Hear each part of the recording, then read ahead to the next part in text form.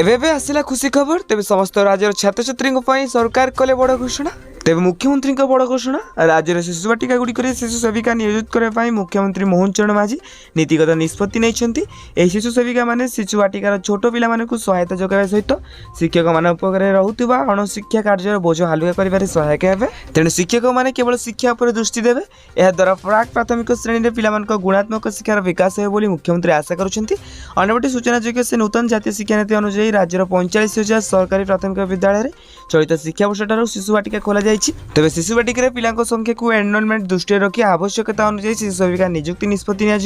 एवं छोट पिला श्रेणी गृह परिचालना करवा एवं जत्न नेबा एक गुरु दायित्व शिक्षक मान दायित्व रही शिक्षा कार्य व्याहत हो। तेज सारा राज्य में विभिन्न शिशु बाटिका संपर्कित एक अध्ययन सिचुएशनल स्टडी ऑफ शिशु विकास आक्रॉस द स्टेट जनाई शिक्षक मान अणशिक्षा कार्य सहायता करने शिशु बाटिका मान